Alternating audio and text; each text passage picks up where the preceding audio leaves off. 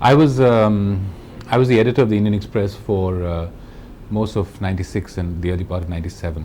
When I began to have, that was a period when Bofors broke out and lots of problems were happening for the Rajiv Gandhi government.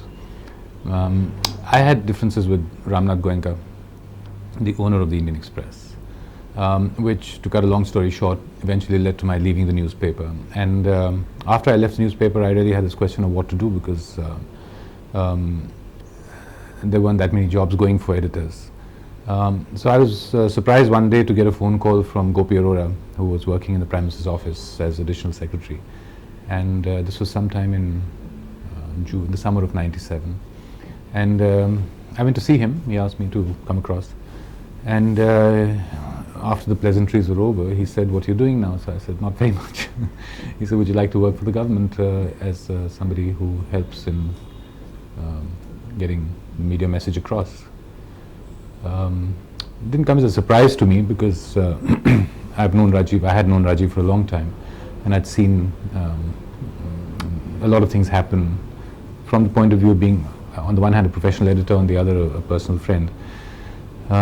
So I said I'd think about it, and it took a very long time. I thought about it, I discussed it.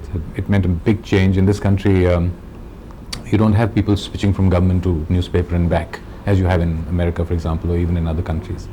And here, if you join the government or you are identified with somebody, you get tainted in a sense, you get slotted.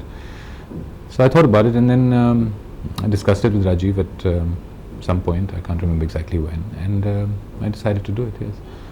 And I joined the government in September '97, September '87. So what was the first days like? What were your first assignments? What were you like? Were you straight into damage control or Bofors? No. But Bofors, by September '87, Bofors had already taken its shape.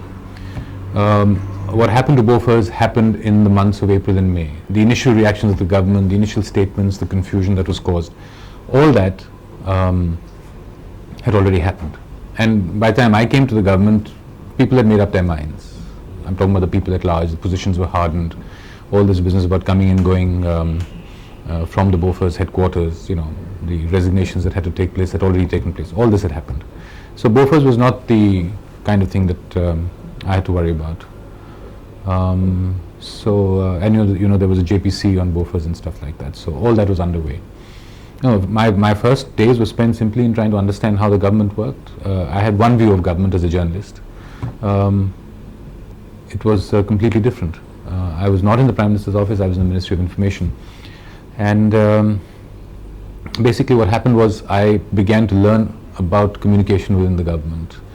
And my job was not just to be a media advisor, full stop, or general. I was required to interact with different departments to see how their message could get across. There was a certain amount of speech writing to be done for Prime Minister. And initially that is what took up a lot of my time. When very shortly after I joined, the Commonwealth Heads of Government Summit took place in Canada, and there were speeches to be written and stuff like that. So that's basically how I started. Okay. You must have, obviously being with him as a media advisor, must have observed him at, close quarters. So maybe there's some incidents you remember, or some little details in connection with, some big events that happened during his tenure after you had joined him. Things like, I think the Indo-Sri Lanka Accord. Were you there when in Sri Lanka with him when that rating? No, that happened before. But that happened before. Yes, that happened before I joined. I was not involved with his Sri Lanka policy at all. I didn't attend any meetings. That was being handled by the Ministry of External Affairs and the Defence Ministry, because there was a whole IPKF going there. No, I was not involved in that. I was in 1987 and '88. I was involved very largely in speech writing. So now, he came in with the largest mandate ever in Indian history, and by the time he left, it was completely down to not even a quarter of it. So, you saw the transition, you saw the change in his personality, and then of course his comeback. So do you remember anything, when he was going out, when he had lost the elections? Do you remember meeting him the day the elections were and the results came out, and you realized that they had only 190 odd seats, and things like that? Some personal moments with him. What did he decide to take a claim to make the government, or he had already decided he wants to sit in opposition? When the results came out, and it was evident that it was actually a vote against the Congress government. Whether you say it's a vote against Rajiv Gandhi or the Congress government, I'll just say it was a vote against the Congress party and the government. He was very cool about it. I've never seen Rajiv flap or get agitated about anything. And I remember very well the day that he recorded, and I was involved in things like this, the day that he recorded the statement, to the public on Doordarshan, accepting the verdict of the people.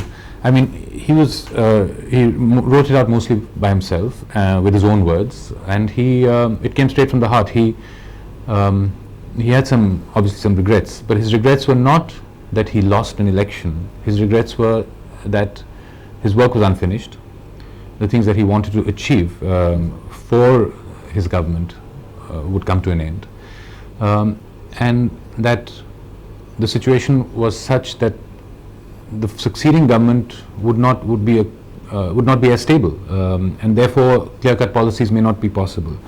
And I remember after he finished recording this, we were sitting around, the cameras had gone, and so had everybody else, and I was just sitting with him. And he said, I'm very worried.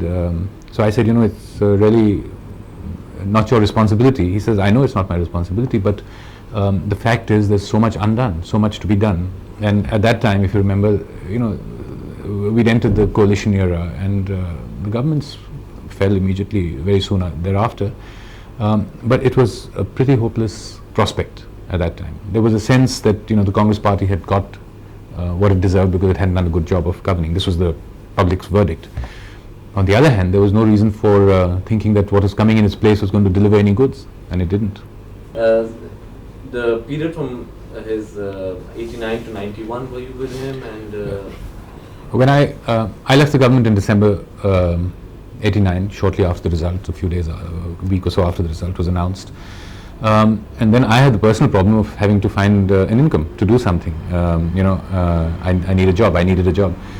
So I did. I joined the Times of India group in television because I didn't think anyone would have me back in print to be an editor, because they all thought I'd worked with Rajiv, and therefore, how was I going to be credible? So I joined television, Times TV. So for the first year, I really focused on trying to learn something about television. I did a course in America, a very short, compressed course on how to edit and things like that. So it wasn't until the end of 1990 when VP Singh had been replaced by Chandrasekhar, and everything seemed to be sliding downhill, that the momentum in the Congress party began to pick up. If you remember, at that time he was going around a great deal, addressing people, meetings, party workers, finding out, his Bharat Darshan of a different kind he was doing, his train journeys and so on. And then when it became evident in early 91 that the Congress would withdraw support, or that the Chandrasekhar government wouldn't last, and the elections were imminent, I began to interact a little more with him, leading in about March to a sort of informal decision that I would hang about and do whatever had to be done, and that's how I came back into his political life in an active way. It was quite remarkable what Rajiv went through in that 1 year. If you look at his political career, there is the period before he became Prime Minister, there is his Prime Ministership, and there is his year and a half in opposition. And I think what he felt very strongly was that as Prime Minister he had lost contact or communication with the people of this country that he was trying to serve and do things for. And he spent that 1 year trying to re-establish this, not just in physical terms, but in his own mind as well, on how to communicate what he was, what he wanted to do, and what he stood for, back to the people. Because in my mind, and certainly in his mind, there was no doubt that the kind of initiatives he launched as Prime Minister kind of things that he'd started, whether it is Panchayat Raj or the technology missions or 101 other things, most of which are forgotten, but if you know, they are researched in the Rajiv Gandhi Foundation, and there is an archive.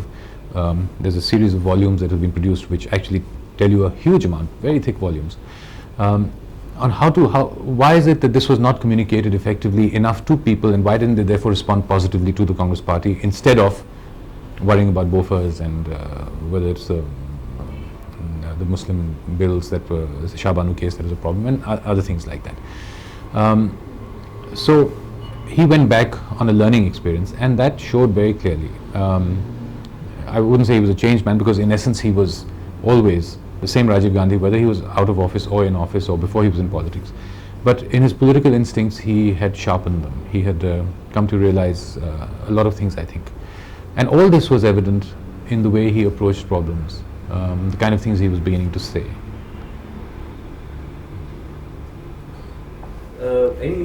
During this entire period, any personal conversations with him that you remember? Anything that he said? Some little, detail. I really got to see a lot of him once the campaign started. We started the campaign on the 1st of May, and I was with him on most days for 24 hours. There were times that I wasn't with him, small helicopter rides, or on one trip I remember he went on his own. This was a period of great physical strain, because if you look at the campaigns, you start in the morning and you go through the whole day. You don't get time to sleep at night, and then you're into your next things, your next day's program. His message, his concern basically was that he should be able to communicate to the electorate that the role of government was to do things for them, but that they must also do things for themselves. And his concern was that that if he wasn't able to communicate to them what he stood for, what he wanted to do for them, then he would not succeed. And his whole effort was just that, was to re-establish communication and say that when we come to office, in that campaign, they drew up a manifesto which actually had a program for 100 days, program for the first few months, program for the first year, in a time-bound way. Now, obviously, he died before this happened, before this program could be put into effect. But his approach was always, at this time, a down-to-earth, practical approach, which would keep him at one with his electorate. That was his basic approach during the campaign. What about the security? His NSTs had been withdrawn, and he was, one sees a lot of shots of him literally, jumping into the crowds like, rock stars do in the concert. Literally having been carried by these crowds. So did you at that time have any apprehension? Did you realize that something could go wrong? There's something, I think Rahul went with him on campaign some 2 weeks back and came back and said, he fears that there's going to be some problem if things continue this way. And there was, he was used to literally push away his policemen and let these crowds come. Now, what was that? Was a conscious decision of his to really get in physical touch with the people? And let me put it this way. It was a decision of the government to withdraw the SPG from his security. This was replaced by a contingent and groups of Delhi police who individually were very fine people. I met them, I interacted with them. One of them died with him.